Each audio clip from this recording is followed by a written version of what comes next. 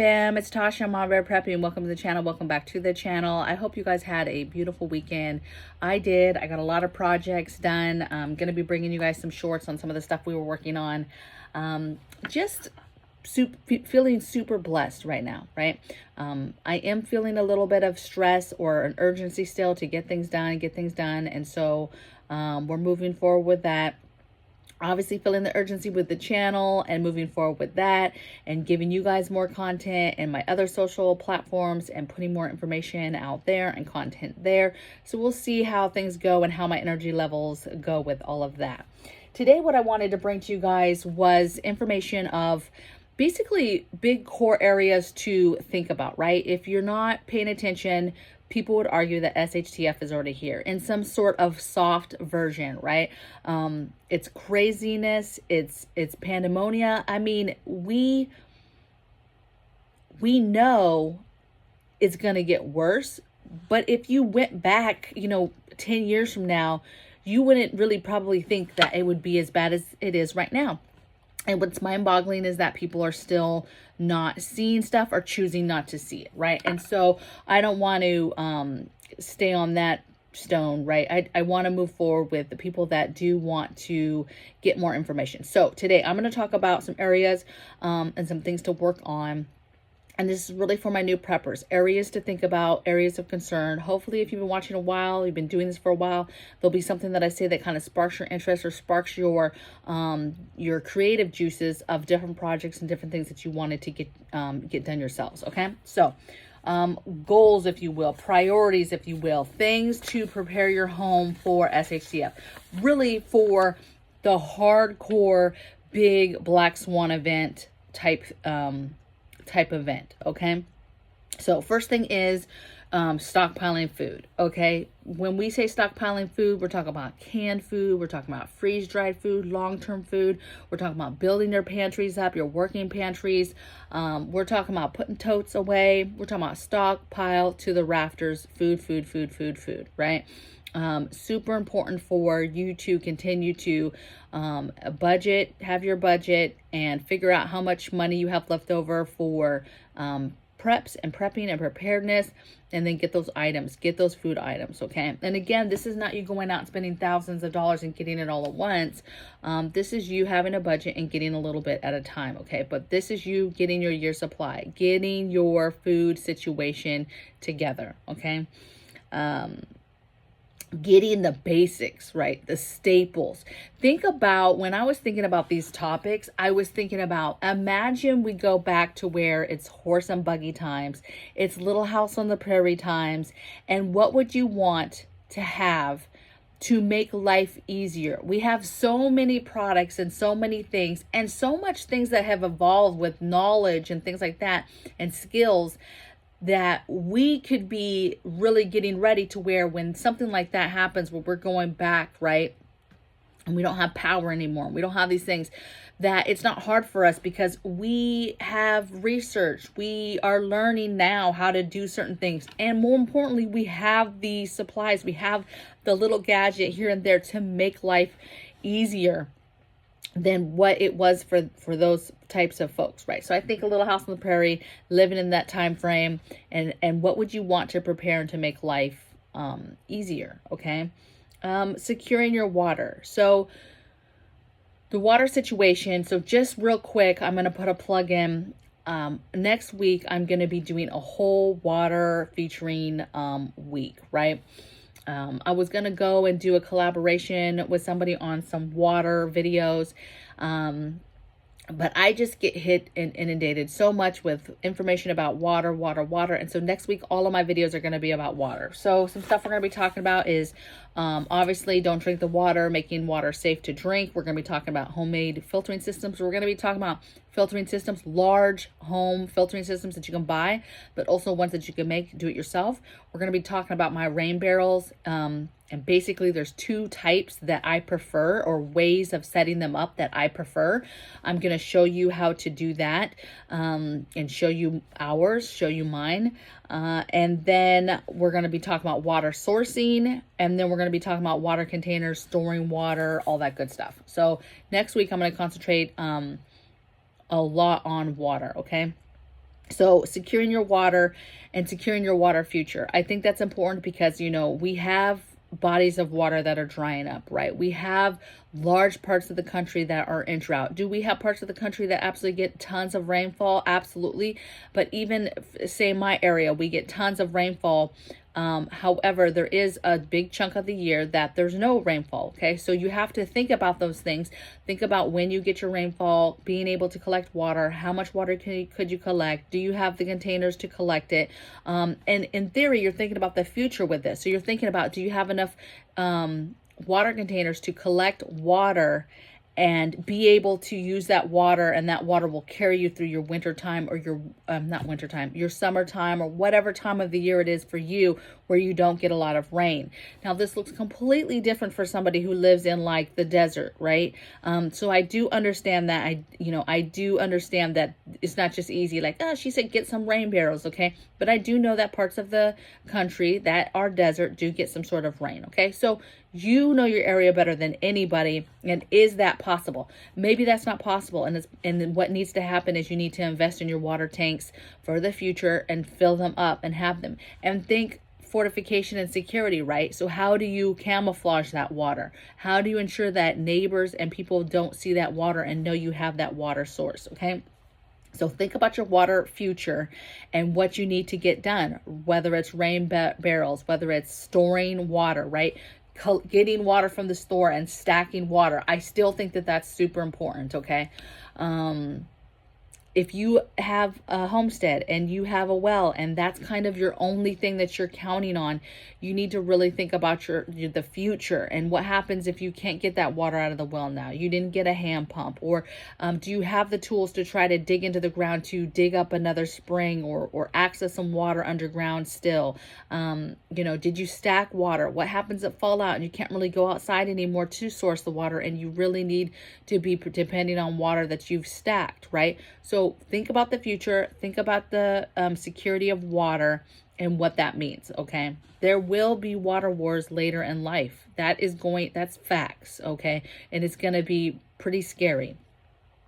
Think about starting your garden and getting your some sort of meat animals. Start small, either a couple chickens, maybe some meat rabbits. The quails. Just think very small and get a smaller number. You don't have to be one of these amazing people that literally start with 40 chickens and I have girlfriends, they're awesome, and they're starting with 40 chickens, right? We're not going to be doing that, right? And a lot of people have to kind of warm up to how and what it feels like to take care of animals, right? To understand what they need, to be able to take care of them, to nurture them, how that process works. You get chicks and you raise them, whatever. You're not getting eggs right away. To understand the whole process, okay? Meat rabbits. Maybe you're not getting these rabbits to kill them right away, but it's to give you options. Rabbits, breed fast. Maybe it's a source of income later to be able to sell those to neighbors, right? Or to eat them yourselves, or using the poo, and they have other things that you can use, like using the poo for making manure, a tea, right? A composting tea, or just flat out putting the manure right on the garden, okay? So, and it's easy, right? You get a nice little cage for them. It's very low maintenance. So broaden your expanse and your thought process of what you can do where you're at, and start a garden and get your animals. Now, again, 100% understand when people are sitting there like, I don't have that, right? I don't have the space to have a garden, or I have a place where I'm not allowed to have a garden, or I can't have animals like that. I got you. Sister or brother, I understand, okay?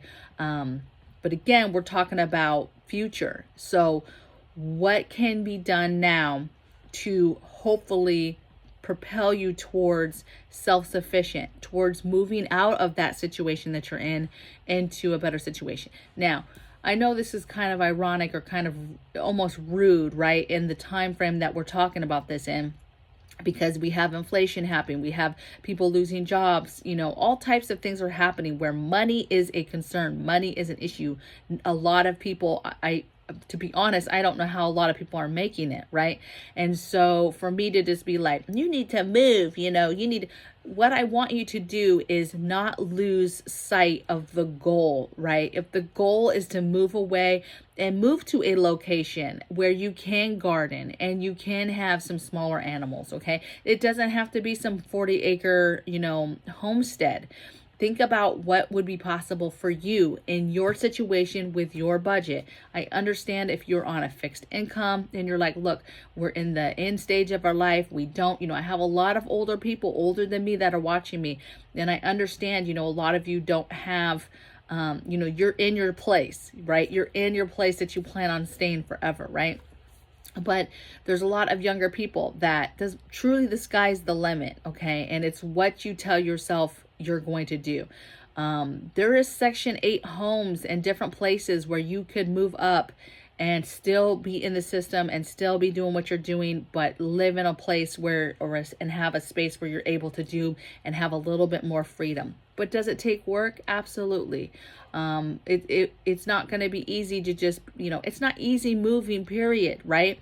And it's stressful, right? Thinking about uplifting and moving and what that looks like. And if you have any disabilities or you have any ailments or you have anything holding you back, like money and funds and things like that, it's not the easiest, okay? But think about it. Think about your future when you talk about water and having the things that you need to be able to do, like a garden and having some animals, okay? Next thing I have is prepare for the dark. So, we talk a lot about this on my channel. This used to be my go-to topic back in the day, was just grid down, grid down, grid down. I talk a lot about grid down because I'm a firm believer that if you prepare for grid down, right? If you do the 3, water, food, meds, and then you prepare for grid down, meaning no power, no electricity, no internet, you are ready for a lot of things, right? If you are preparing for those different areas, your day-to-day life in the realm of no power, right? How are you eating? How are you cleaning? How are you keeping up on hygiene? How are you keeping up on laundry? How are sanitation? All these different things, medical, security, fortification. If you are figuring out how to do all those things in a grid down situation, then when the other things happen, it's okay. Like the storms happen, the natural disasters happen. In a lot of those, you're ready to go because you have the things, you have the supplies, you have the skill set, you have the things, you've been doing the things to get ready for grid down, when really it prepares you for a lot of different scenarios, a lot of different events that could happen to you and your family. Even as simple as just somebody losing a job and now you don't have the money, and having that stuff to fall back on matters, okay? Inflation, whatever, you all of a sudden find yourself where it's like we either have food on the table or we have the lights on and the lights get turned off. Well, if you've prepared for grid down, yes, that's your individual grid down, but you're ready for it, baby. And then it's not so stressful, right? Is it still stressful? Yes, you don't have the lights on, but I'm telling you that things are going to get bad. People talk about Venezuela and will it be as bad for us? And yeah, it's going to be bad because you have the same type of people that are not prepared and are not going to know what to do and are going to panic, and people are going to die. Okay. And so I think it's important that, if you take that power into your hands and say that you can do these things, you'll be fine. And if you're preparing for grid down and no lights, you're like well on your way to being prepared for a lot of things. Okay. I put a couple notes under here. Grid down living, right? Day to day, think day to day and what you need to do. Think about manuals and books and how to stuff. Look for your non-electric tools, your work tools for the house, your maintenance tools. Think about kitchen tools, all the things in your house that are electric, and having that ability to have old school. Something as simple as, okay, I have a plug-in toothbrush. Somebody has a plug-in toothbrush. I don't. I just said that. But you have a plug-in toothbrush. Something so simple, right? Somebody's like, yeah, I stack a little bit, right? Somebody that keeps up on stacking up a little bit. They've got the replacement, toothbrush heads, and they've got some replacement batteries and all this stuff. But grid down, that doesn't work, right? And they haven't have the backups, right? Regular old toothbrush, right? So think about, walk through your house, walk through the rooms, see all the things that are plugged in that you use on a daily basis, and then get those things in a hand form, right? The kitchen is an extremely important one, right? There's all types of gadgets and tools that you can get that are plug in, but those tools were available, you know, that were not electric for a long time before those things. So get the old school things so that you can still work, do maintenance, garden tools are the same, you know, yard work, all of that stuff, right? Be thinking about that. Next thing I have is medical independence, right? So, you know, that's stacking the meds. That's getting your over-the-counter meds, your pain meds, your cold meds. That's getting your vitamins, your supplements, your holistic options, your stuff for tinctures, for salves, for your backup for prescription as much as you can, right? I do understand there's some meds that you just can't replace, right? Stacking the food that it has to do medically to help you with whatever ailment you have. That's your medical supplies, right? Having the must. I did a video the other day, it was 17, I think, must have medical supplies. Extremely important to have medical supplies and to be able to do some basic stuff yourself. Can you do open heart surgery? Of course not, right? Is there stuff that could happen that is going to be well above your pay grade, right? You're not going to know what to do, okay? But maybe a little bit of your medical training will help ease that person's pain going through whatever they're going through, okay? You know, it's rough because there is things that are going to happen that you're not going to be able to handle medically. You're not, because you're not a medical professional. Now, if you're a medical professional, obviously, yes, right? But it's important. It's important to think in the future, who is that medical person? What doctors do you have on the team, right? What nurses do you have on the team? What friends and friendships have you made that are doctors and nurses, and where's their location to you, and would they help you, and what is their expertise? Veterinarians, who are your friends that are veterinarians that could be helpful, okay? Think about the future when it comes to your medical independence and being able to help yourself as much as possible, to be able to, one, do some of the basics yourself at a lower level, right? You know, stitching up, you know, a deeper cut, right? Not the end of the world, somebody's going to bleed out, but definitely helpful, right? That person's still going to lose blood if that doesn't get stitched up possibly. And that's harmful to their overall health, right? Just feeling better and being able to stitch something up because of dirt and other things that happen if that doesn't stay clean, right? And gets infected, right? So medical independence. Next thing I have is economic collapse and preparing for that. So money out of the banks, money in your hands. You know, a lot of people say if it collapses, who cares? The money won't matter. Well, we don't know that because we don't know how far things are going to go. We also don't know if it will collapse and then come back at a point. My point is having cash at first, because when something immediately happens, grid down, you know, having the ability to have cash to still get stuff, to be able to barter back and forth, to be able to do things, to possibly still pay for bills and things. Now, some people will argue nobody's going to be paying that stuff depending on how big it is. Again, depends on how big of a collapse we're talking about, right? Is it just a banking system collapse, right? And all your money is just gone. So you still have the ability, there's still resources and things and supplies to be bought out there, but yet you didn't have any cash, you had nothing pulled out, you lose everything because the banking systems crash, and you have nothing to work with. Whether that dollar ends up crashing eventually or not, in the meantime, it could be the difference to get something that you need for your family, okay? Preparing for solar storms, CMEs, EMPs, that whole thing. Basically preparing for any and all things that could knock us out, bring us to our knees in regards to our power situation. Long-term power situation. This is us going back to horse and buggy carriage days. This is us no power for a very, very long time. But this also has a lot of detrimental effects to farming later, all that stuff. And so, you know, depending on where and how big, let's say, for example, an EMP is, it it's dangerous to think about where it could take us back to. Okay. And again, that kind of falls back on the whole grid down thing and getting things to prepare for that type of lifestyle in case we went back to that. You know, we prepare a lot of things for the short term. And I think a lot of people's minds think short term because they don't want to think about, you know, a large EMP being dropped off and now nobody has power. The whole country, it's large, it's huge. And it's years before we can recover, right? I mean, that is like, nobody wants to think about how bad it could be if something of that scale happens. You know, nobody wants to talk about solar storms and the sun and what that is doing and activity of, you know, revolving around our sun and what that does. And, you know, the things that would stop, right? And destroy. And at what level could it get to where, you know, how big of an event is that?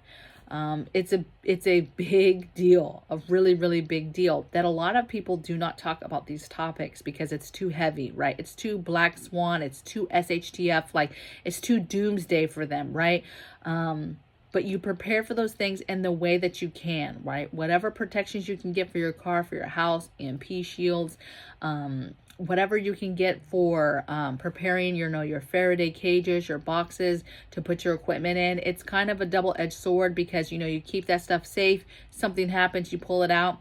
And if it happened because of the enemy and it happens again, right, when your stuff is out, okay, now you've lost it on round 2 or round 3 or round 4, right? If it's not the enemy, it's heavy duty CME, solar flare, whatever.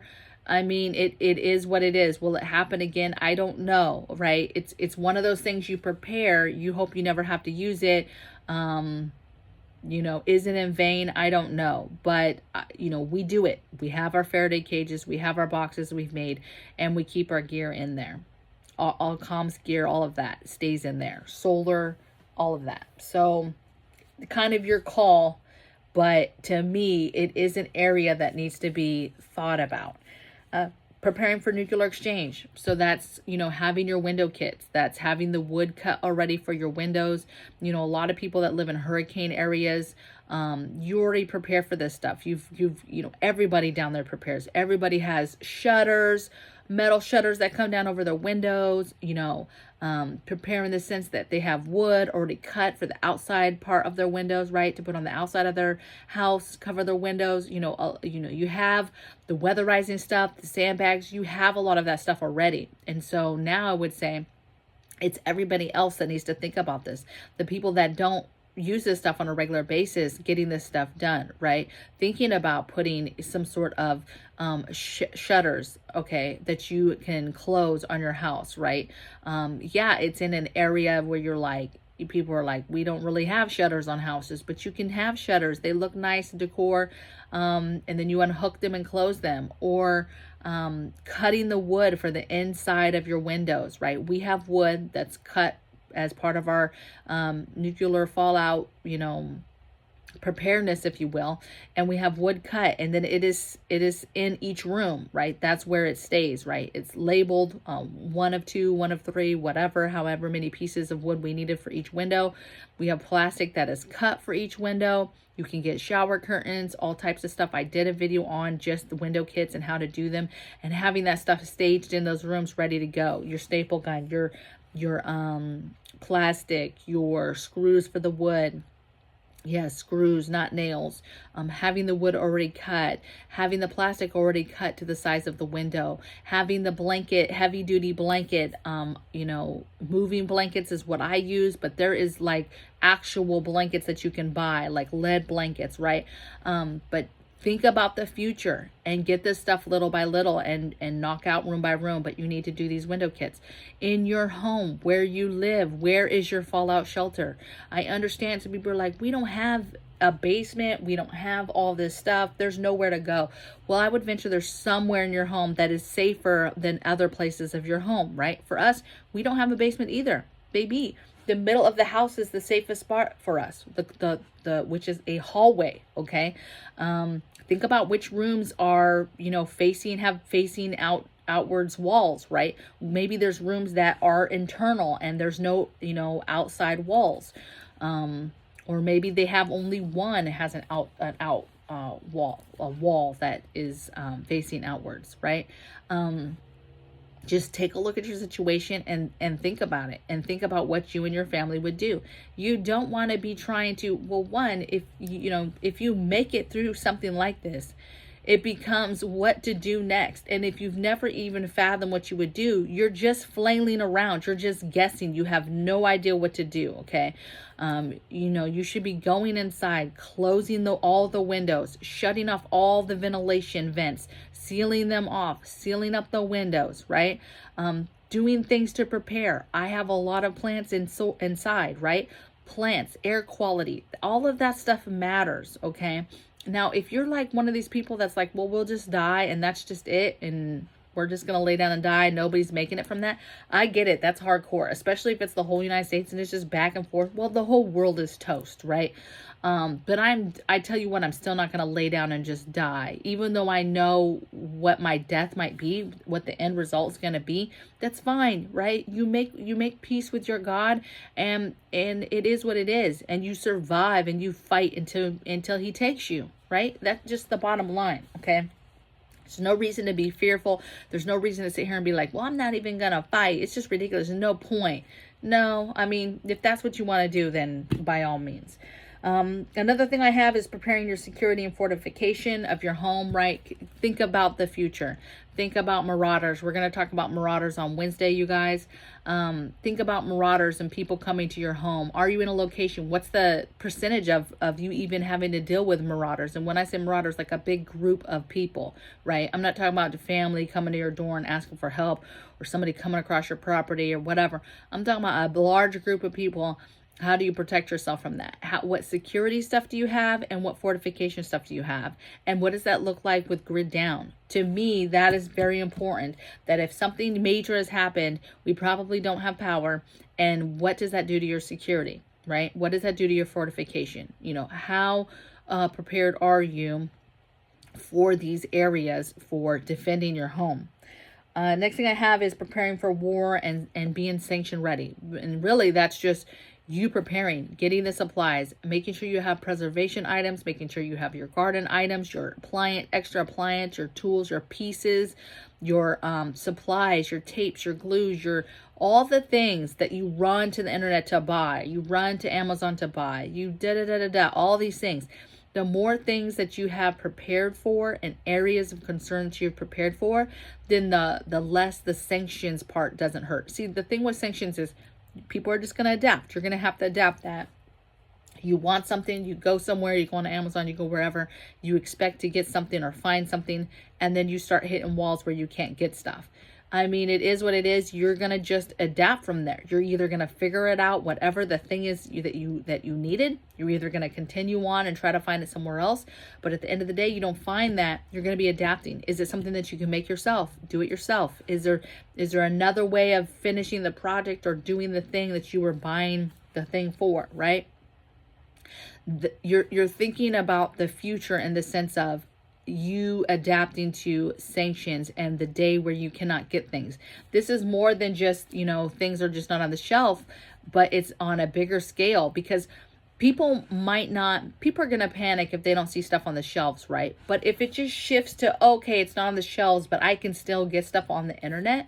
But the minute that there's heavy war, that there's sanctions, specifically war with China, those sanctions are going to hurt, and you're going to be hurting. Those medical supplies and medicines specifically, you're going to be hurting if you don't get that stuff. You're not going to be able to get that stuff.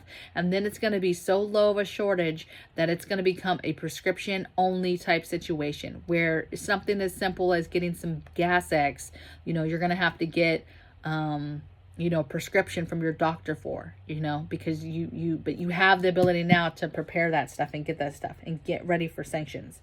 And then the last thing I have is securing your power, right? Is power and having power the end all be all, right? Having a solar generator, having solar panels, all that good stuff. If you can afford a Generac and you have solar panels or something along those lines, that's awesome, right? But what I know too is if it's grid down and people don't have power, I don't want to be the only house that has that's lit up like a Christmas tree, right? That it's apparent. It puts a target on our back. Two, I want my family to adapt like everybody else, to blend in, to be gray man, and to adapt to the way things are, and to not be naive, like, oh, well, we prep and we have all these things. No, times are going to be tough. We are not going to be sitting here, living lavishly, right? We're not doing that. This is true survival time frame now, right? So we have to be super, super smart with what we are letting people see and what we are utilizing. And two, you don't want to depend on that stuff too much anyway, because the day that you don't have it, you panic because it changes your whole life. So do we have solar generators? Absolutely. We have them for certain things, which is for us, for example, is the freezers, to keep the freezers going until we use the food, because we will be using that food right away. We will be using it for our meals and or preserving it, and canning it all up and emptying them, right? That will be the game plan, is getting those empty to where we're not using the solar generator on them, okay? And if it's a short period of time, okay, you're not going to be canning up everything anyway. It's going to take you a while. And then, you still have food left over that you've protected. For us, it's the CPAP machine, right? So it becomes long-term. How do you deal with those things? How do you deal when you don't have the solar and that CPAP machine? And what does that mean exactly for that person, right? And is there anything that you can do now to prepare for that day? So I think it's important to secure something, to have power, especially if you need it for something medically. You need it for a small refrigerator to hold insulin. You need it for a CPAP, some kind of oxygen machine, some kind of nebulizer, some kind of something. Or it's super hot or super cold and you need it for a little heater or a little fan, right? Get that. Okay, I think that's important. Get that for emergencies to power your freezers. I got in an argument with a gentleman the other day. He was like, well, if a CME hits or all this stuff hits, that's trash, right? It's not going to work. So why even get it? Well, why even get it is for all the other situations that could happen that you could use it, right? That's only one situation that could happen where, yes, it's dead in the water and you can't use it unless you protected it, of course. But let's just say you didn't protect it and it's done in the water. Then it's done in the water, baby. But I would still say there's a lot of scenarios that could happen where you can still use that, okay? And for those situations is why you get a power, right? That's why you get the generators. You get something to give you options to have some sort of power in your home for whatever small things you want to use it for, right? Maybe it's just to make a pot of rice every single night for dinner. You put the rice cooker in and a skillet, and that's how you're making your food indoors where people can't smell it and see it. And that's what you use your yours for, okay? Just think it through and think about future. What is the future then? Is it solar panels on the house? Is it a big fancy generator on the house? Is it a gasifier? Is it another way to fuel and get power? I don't know, but that's what you have to figure out, what self-sufficiency means for you, okay? If it's lanterns, how are you getting that oil? How are you continuing to have oil? How much do you have stacked? How are you going to get more oil when it's gone, right? Lantern oil, different things like this, right? What is the future? What does the future hold? And how do you prepare your home? How do you prepare your home for right now, this soft SHTF that we're in? And then how do you protect your home and prepare your home for hardcore Black Swan event, major doomsday event happens, and you and your level of preparedness and being ready. Now, if you're new to prepping, a lot of this is kind of overwhelming, and I hope you took notes, and then you're going to prioritize this.